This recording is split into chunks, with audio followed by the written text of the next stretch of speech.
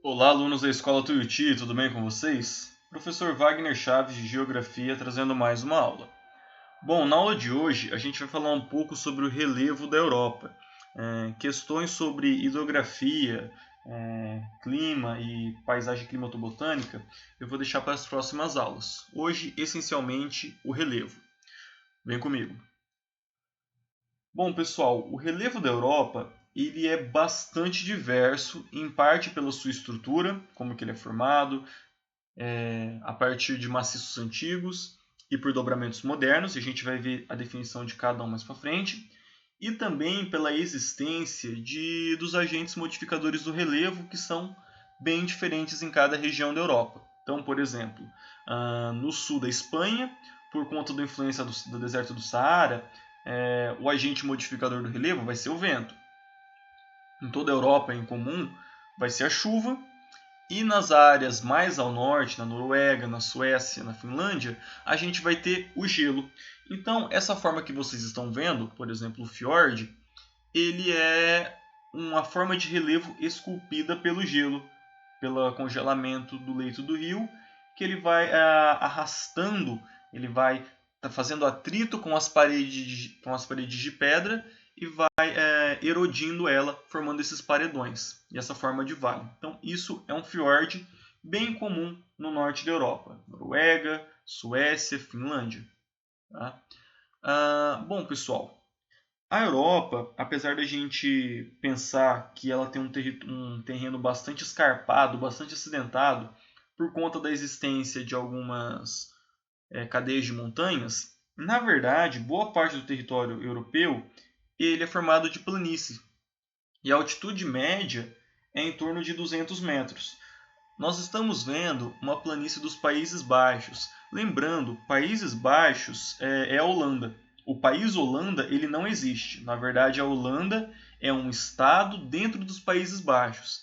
Então, desde 2019, eles vêm adotando medidas para que ninguém mais chame de Holanda, porque Holanda é apenas um estado. É a mesma coisa que chamar Brasil de São Paulo. É o estado mais rico e tudo mais. Entretanto, na verdade, é apenas um estado. Então, quando eu falo Países Baixos, eu estou falando do que vocês conhecem como Holanda. E a Holanda ela é um caso bastante interessante, porque ela tem esse nome, Países Baixos. Por quê? Os Países Baixos, pessoal, está localizado numa depressão. Quase 2/3 do território dos Países Baixos ele está abaixo do nível do mar. É uma área alagada e ela foi sendo represada, foi sendo feito diques, feito aterramento dessas áreas para que pudesse construir e plantar. Então é muito comum na Holanda vocês encontrarem diques ou encontrar esses moinhos de vento que estão constantemente jogando a água para fora, fazendo que essa água não se acumule nessas áreas e que ela escoa. Porque uma vez que o mar avançar sobre a Holanda, não tem como parar, porque o país está abaixo do nível do mar. Para além da Holanda, a gente tem planícies na Alemanha, na França, na Rússia, na Ucrânia, na Polônia, na Bélgica. E uma das planícies mais importantes é a planície da Ucrânia, por conta da presença do Chernossolo. O Chernossolo é esse solo orgânico bem escuro e ele é conhecido como um dos solos mais férteis do mundo. Associado com o clima da Ucrânia, um clima um pouco mais frio, ele é muito propício para você cultivar o trigo. Inclusive, a Ucrânia é um dos celeiros de alimentos da Europa por conta do Chernossolo, por conta do seu clima. Se a gente for descer até o Mediterrâneo e observar como que é o clima lá, a gente vai ver o solo ele é mais pedregoso, o clima ele é um pouco mais quente e ele é propício para o plantio de outras coisas, como parreiras da uva e oliveira, para a produção de azeite. E aqui na Ucrânia, para a produção de cereais. Tá? E para vocês entenderem onde está localizado cada coisa, essas áreas de planalto, esses maciços antigos ou esses dobramentos modernos, nós temos um mapa físico da Europa. Vocês conseguem interpretar esse mapa, não conseguem? Ele é bem simples, ele é um mapa de altimetria. onde as cores mais claras representam os lugares mais baixos e as áreas mais escuras os lugares mais altos. Então a gente pode ver que prevalece essa coloração verde, que são as áreas de planície em torno de 0 até 200 metros. Tá? Pega ali parte da França, parte da Alemanha, a Rússia, Ucrânia, todas aquelas áreas que eu comentei, áreas de planície. Agora, pessoal, eu quero que vocês observem o oposto, essas áreas de marrom, essas áreas mais escuras, acima de 1000 metros. Essas áreas são as áreas montanhosas da Europa, algumas de maciços antigos, outra de dobramentos modernos. Tá? Dobramentos modernos nós temos ali os Pirineus, na Península Ibérica. Quando eu falo Península Ibérica, eu estou falando de Portugal e Espanha. Os Pirineus, tá? Portugal e Espanha na divisa com a França. Os Alpes, que pegam a parte da Itália, parte da França, parte da Suíça. Os Apeninos ali no meio da Itália, que é um relevo antigo, um maciço antigo. Ou os Alpes escandinavos, lá ao norte, que também é um maciço antigo. Tem o Cáucaso, ali na fronteira com a Ásia, no Mar Cáspio. Os Balcãs, próximo ali da Grécia e da Turquia. Essas áreas são áreas montanhosas da Europa. Agora, o que é dobramento moderno? O que é maciço antigo? Vem comigo. Bom, pessoal, dobramentos modernos são áreas de relevo bastante acidentado, que a gente tem presença de atividade tectônica, atividade sísmica, ou vulcanismo, ou geralmente onde tem formações de montanhas. Então, quando eu falo em relevo de dobramento moderno, eu estou falando dos Andes, aqui na América do Sul, eu estou falando do Himalaia, lá na Ásia, estou falando dos Alpes, dos Pirineus, quase sempre relacionado a essas cadeias de montanhas e que teve a sua formação no período terciário. Professor, o que é terciário? Vem aqui comigo de novo. Nós temos aqui uma tabela do tempo geológico. Estão vendo?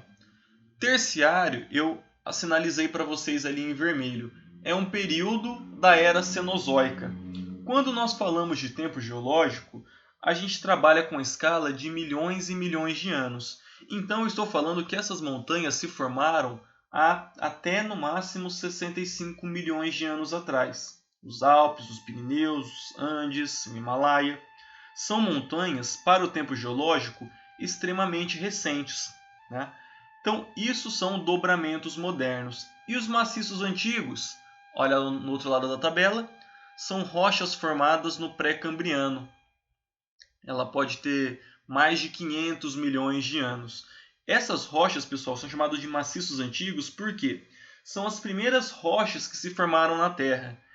E bom, se elas ainda estão aí, significa que elas sofreram todo o processo de erosão, intemperismo e continuaram aí. Então são rochas extremamente duras, extremamente resistentes. Nós encontramos ela em quase todos os lugares do planeta, inclusive aqui no Brasil. E na Europa também. Então só voltando aqui, nesse mapa do relevo físico da Europa, Alpes escandinavos, áreas de maciços antigos, ou os Apeninos na Itália, maciços antigos. Tá? Voltando aqui, nós temos uma foto do Mont Blanc, que é o ponto mais alto dos Alpes, fica na fronteira entre a França e a Suíça. Uma área de dobramento, então, moderno. Tá? Bom, nessas áreas de dobramentos modernos da Europa, a gente consegue encontrar uma confluência de placas tectônicas. E vocês sabem, quando nós temos área de colisão de placas tectônicas, elas podem ser convergentes, quando uma vai em direção à outra, podem ser divergentes, quando elas se separam, ou pode ser transformante quando elas raspam uma na outra, como é o caso da falha de San Andreas na Califórnia. Tá? E quando a gente olha esse mapa das placas tectônicas na Europa, a gente pode ver que quase toda a Europa está inserida numa grande placa tectônica, a placa da Eurásia. Entretanto, uma partezinha dela ali no sul da França faz fronteira com a placa africana. Ali no Cáucaso nós temos uma divisa com a placa do Irã, com a placa da Arábia, com a placa africana e duas placas pequenas, duas placas menores, uma é a placa do Egeu. Então essa área, pessoal, tem intensos terremotos, vulcanismo, tremores de terra, por conta da atividade dessas placas tectônicas. E, inclusive, nessa semana, no dia 20, se eu não me engano, o vulcão Etna, na Itália, ele lançou cinzas, ele lançou piroclasto, que é um pouco de lava, teve que fechar alguns aeroportos, foi emitido alerta de erupção do vulcão, e recentemente também, isso foi 2020 agora, mas eu acho que em 2018 ele entrou em erupção também. Tem o famoso caso do Vesúvio, do ano de 79, que também entrou em erupção, destruindo a cidade de Pompeia, na Itália. Então, Itália, Grécia, Turquia, a Armênia. A Armênia já é na Ásia, mas ela fica ali no Cáucaso. São áreas de intensos tremores de terra, intensos vulcanismos. Tá? E agora, para finalizar, eu gostaria de apresentar o caso da Islândia. Observem aí onde fica a Islândia. É ainda a Europa, apesar da distância, ele está quase próximo ali da Groenlândia. E a Islândia está literalmente no encontro de duas placas tectônicas. Metade da Irlanda está na placa norte-americana, a outra metade na placa da Eurásia. Então a gente pode presumir que lá é uma área com tremores de terra, com vulcão, com águas termais. São águas subterrâneas que estão próximas ao manto da Terra, então por isso elas são bem quentes. E eles têm algumas curiosidades, né? A primeira, que você pode fazer mergulho na Islândia e tocar nas duas placas tectônicas. Então ali uma placa está na placa da Eurásia, ali na Europa, e a outra a placa norte-americana, que vai dar nos Estados Unidos. Lembrando, pessoal, essas duas placas elas são divergentes, então elas estão se afastando. Qual que é os estudos que eles fazem de acordo com isso? Que provavelmente a ilha da Islândia ela vai abrir, ela vai virar duas, porque essas placas estão se afastando. Tá? Na Islândia também a gente tem intensos vulcanismos. Inclusive fica o desafio vocês tentarem pronunciar o nome desse vulcão na Islândia. Inclusive quem conseguir pode gravar um vídeo, gravar um áudio e enviar no meu e-mail, que eu dou um ponto, se alguém conseguir, eu duvido. Então é uma área que a gente tem bastante vulcanismo. E através dessa água termal, eles fazem a produção de energia elétrica. A Islândia ela é o país onde a energia elétrica é mais barata no mundo. Em parte porque o consumo é baixo.